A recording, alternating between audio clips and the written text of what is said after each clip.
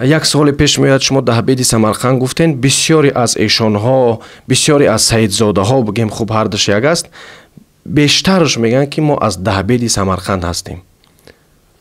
حالا این روایت نقلی است. من در این روایتی که نقل از یک کس به یک کس اومده است، قولی و نقلی میگن این را. شما که همچون یک روحانی هستین، خب شما فکر نکنین که این سوالی پرووکاسیونی است. این سوال یک سوالی است که بسیاری از تاجیکانی که مثلا میگویند که عرب ها، شما چون که گفتین فاتح، یعنی که فتح کردن، گرفتن اومدن فتح کردن مثلا زمین و منطقه ما را، اینا بازار بزوری اومدن؟ یعنی اسلام بزوری به سر مردم آوردن؟ یعنی خداوند اگر خودش در قرآن میگه که در اسلام زوری و مثلا مجبوری نیست، چطور میتونن این نفر فاتح باشن؟ فاتح معنای این نیست که تنها با زوری فتح کرده باشد. یک سوال است که همیشه مردم ما را به دو فرانت تقسیم میکنه. یک طرفش میگه که نوروز حلال است، یک طرفش میگه که نوروز حرام است. همچون نماینده دین شما چی میگوین؟ ببینید، درباره نوروز ما میتونیم بگیم که نظرها مختلف هستند، یعنی اختلاف نظرها وجود دارد. اما حالا ببینید،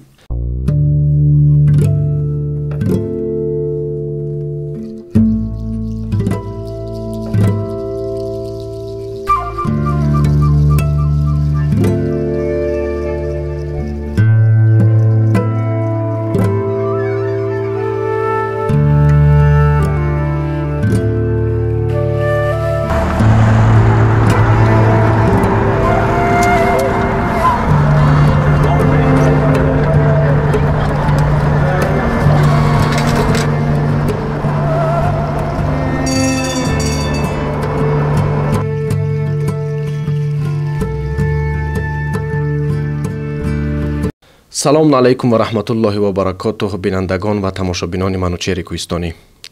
امروز با یکی از روحانیان قرار داریم. روحانی بزرگ ما محمد سعید رضایی هستند و در حقیقت ما تشکری میگیم که وقتی خود برای ما بگیم که دریغ نداشتن و با ما بگیم که راضی شدن که صحبت بکنن.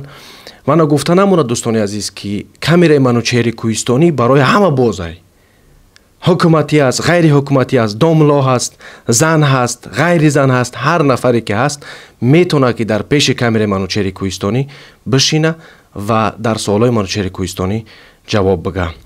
خب برادر محمد سعید رضایی، میخواستم که شما خودتون کمی معرفی بکنین. میدونم که جامعه تاجیکستان شما را میشناسن، اما خب برای بینندگان من میخوام که کمی آسانتر شوه و شما را بیشتر بشناسن.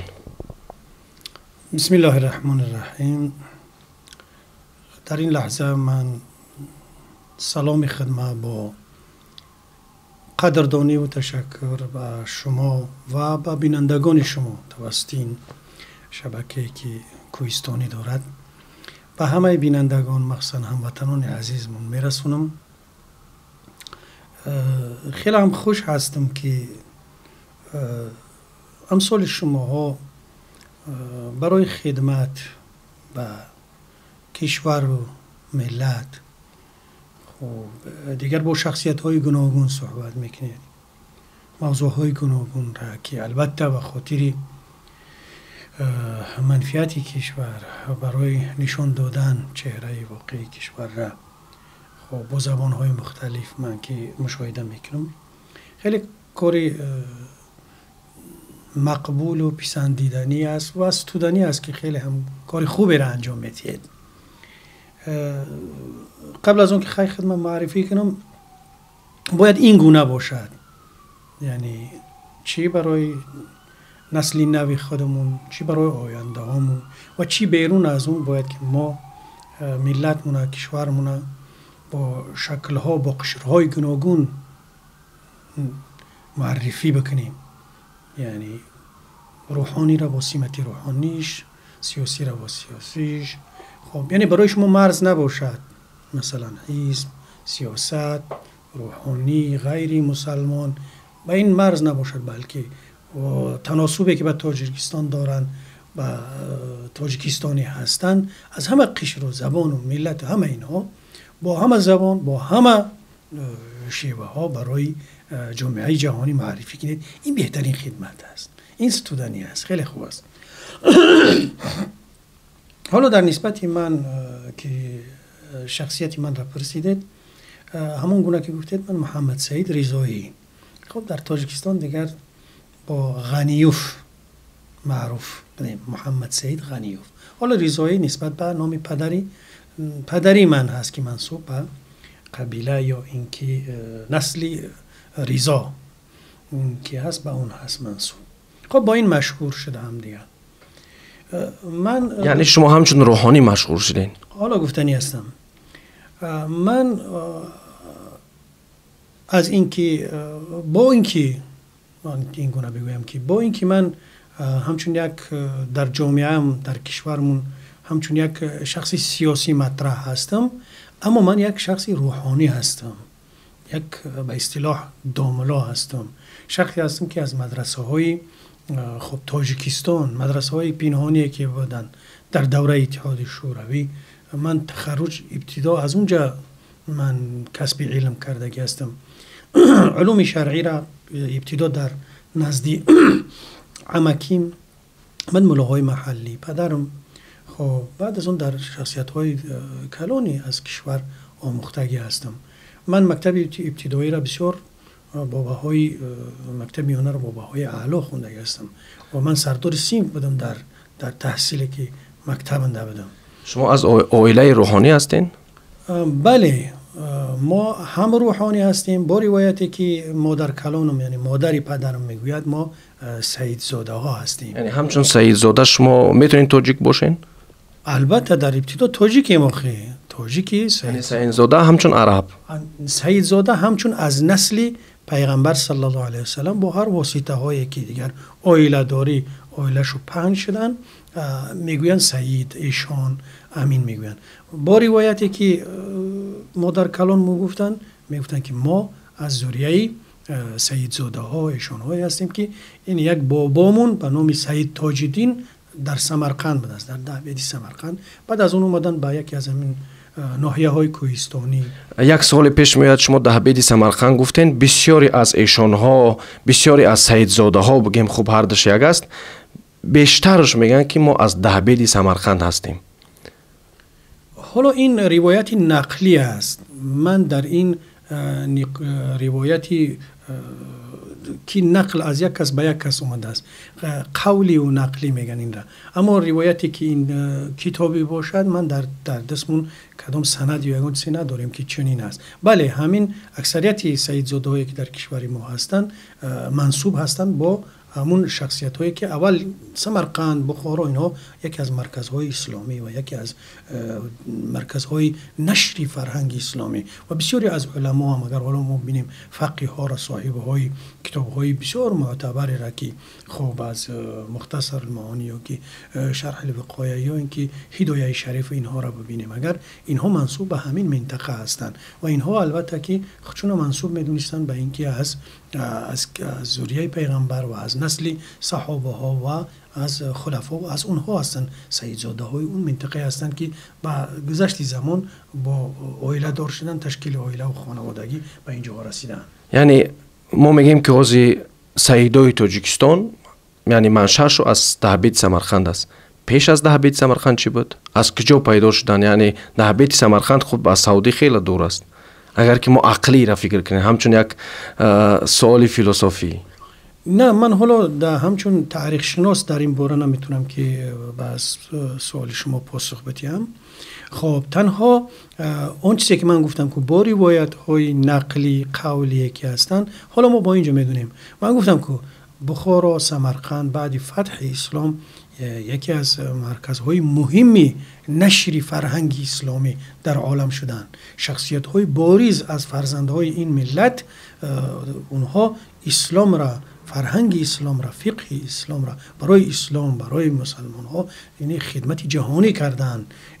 اما من گفتم که نمیستم در این نقطه تاریخی که اونها چگونه آمدن قبل از 10 بیت یا قبل از دیگر جاش، اینها توسط اون فاتحانی که از مرکزی وحی از عربستان سعودی یا اینکه از حجاز به این منطقه آمدن، یعنی همچون فاتح آمدن و در اینجا استقرار یعنی قرار گرفتن و عائله تشکیل کردن، به همین منسوبیت اونها شدن سیدزاده. و حالا اسلام دیگر در دنیا پنج است، نه اینکه در سمرقند، حتی در امریکا و در برزیل و در کانادا و در استرالیا هم حالا ما میبینیم که اسلام با اونجا رفته است و یکی از سیدزاده ها رفتن، یک مولوی رفته است، یک پروفسور رفته است، حالا بسیار هستند دیگه در دنیا پنج شدن.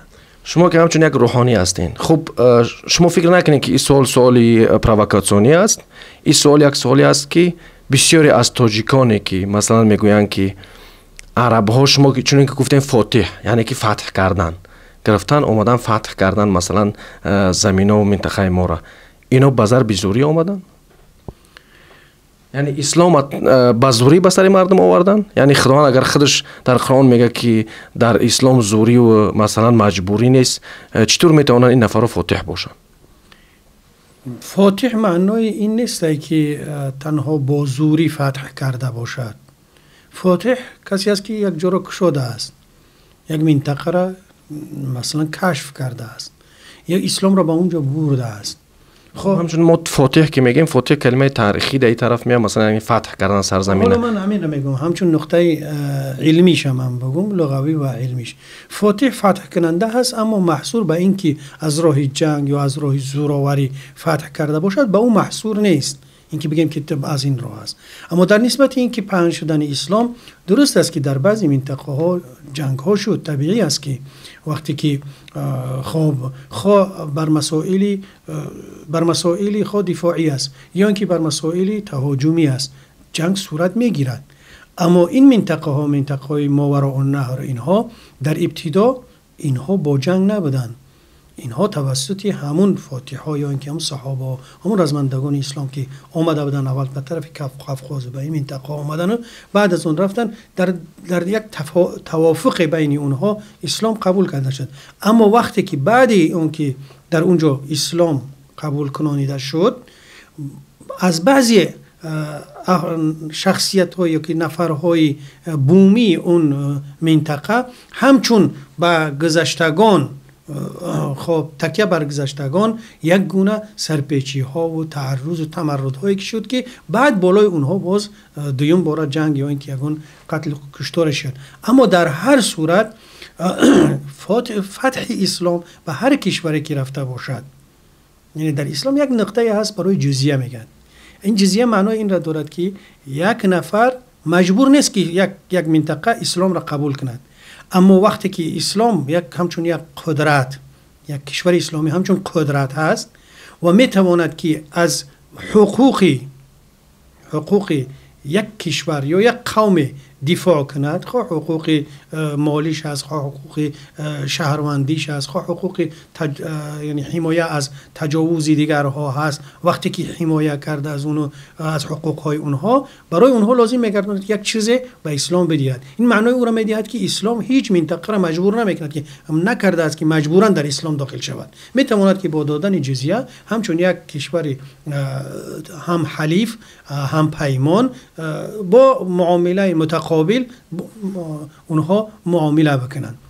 یک سوالی پیش می آید که مثلا من این را دوام بدیم، اما در هر جای هم که اگر تعرض از طرف اسلام صورت گرفته باشد، که حالا در بین یک قشری از جامعه ما همچون عرب های اصطلاحگر یا دیگر چیزها نام میبرند، همه جنگ ها، همه هجوم هایی که از طرف مسلمان ها، حالا ما عرب را بمونیم یا اینکه دیگر قومیت ها را از طرف اسلام به کدام کشورهای رفته است، خواه به صورت صلح و آرامی، خواه با جنگ، با تعرضگران، با تجاوزگرانی که از مغول یا اینکه از دیگر قومیت ها یا حتی از بلشویکای روسیه که بالای منطقه های آسیای مرکزی صورت گرفت، به این صورت نبوده است و این صورت قومیت ملت ها و مردم را تحقیر یا اینکه ظلم یا اینکه قتل صورت نگرفته است در یگان مبارزه ها، اگر به صورت جنگ یعنی مبارزه هم که داخل شده باشد اسلام. این را هم باید بدانیم. خب یعنی شما حاضر گفتین که شوروی، با فکر شما یعنی عرب ها با دیگر طریق آمدن، با طریق صلح آمدن، نه با مثل شوروی ها که مثلا صدها هزار تاجیک، ده ها هزار عالم تاجیک کشتن؟ حالا ببینید، اصل اسلام هر کجایی که آمد با 3 اصول، یعنی مسئله اعتقادی، مردم که باید که اعتقادی درست داشته باشن. خب بعد از اون با عرف و عادتهای غیر اخلاقی اگر باشد با اونها مبارزه میکرد، با اصول انسانی، با تمدن یک کشور هیچ محل دشمن نبود. مثلا اسلام اگر با ماوراء النهر، با بخارا، با سمرقند، با این کشورها، با یک کشور آمده باشد، یعنی نفوذ خودش یا که تطبیق برنامه خودش در از بین بردن علما، دانشمندان اون قومیت ها، اون ملت، اون کشورها، بعد اونها فکر کرده باشد که میتواند که برنامه های خودش، اعتقادات خود را بالای مردم بگذارد، این گونه نبوده است.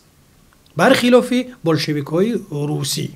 حالا ما روسی حاضر نمیم، بلشویک هایی که بودن یا اینکه تجاوزگرانی که مغول ها بودن. اسلام برای کسانی که هر کجایی که رفت از دانشمندهای اونها، از باسوادهای اونها، از شخصیت‌های مشهور اونها استفاده برده است، اونها را ترغیب کرده است. حتی یک حدیث مشهور هم داریم که پیغمبر اکرم صلی الله علیه و سلم میگفت که اکرموا عزیز قوم ضل و غنی قوم افتقر. ببینید، شما اکرام کنید، احترام کنید دستی یک دارنده که، یک ثروتمندی که ثروتش را از دست داده است در بین یک قوم، اون را اکرام کنید و یک چیز کمکش کنید. یا اینکه یک عزیز، یک سید، یک خواجه، یک بزرگ یک قوم که حالا با سببهای او پایان رفته است، جایگاه خود را گم کرده است، اون را کوشش کنید که جایگاهش بیابد تا اینکه با اون قوم و با اون ملت خدمت بکند و شأن او، شرف و شهرت او حفظ شود. یعنی از این راه درآمد. برخلاف البته من گفتم که بلشویک و دیگر تجاوزگرایی که هستن که اول مثلا مسئله علما، دانشمندها، بعد کسایی که خط سواد دارن، حتی بلشویک ها کسایی که با علما ششت خیز میکردن، حتی کسایی که منسوب به اونها بودن. البته در اینجا دیگر چیزها هم بود، مثلا بدبینی های بین یک دیگر، یک کس تهمت کردن و دادن، منفعت های دنیایی و اینها هم بود، لیکن اساسی تهاجم و هجوم شو بر اساس این بود. بعد قوم ها را گفتن که اینها بی سواد هستند، باید که اینها خدش و دیگر کرده شود. یعنی اول علما برداشته شد، کتاب ها برداشته شد، خب مدرسه ها بند شوروی این کارا رو شوروی کرد. من یعنی بلشویک های شوروی میگم، بلشویک ها یا بلشویک های روسی، یک گروهی که یعنی منحصر به بلشویک هستند.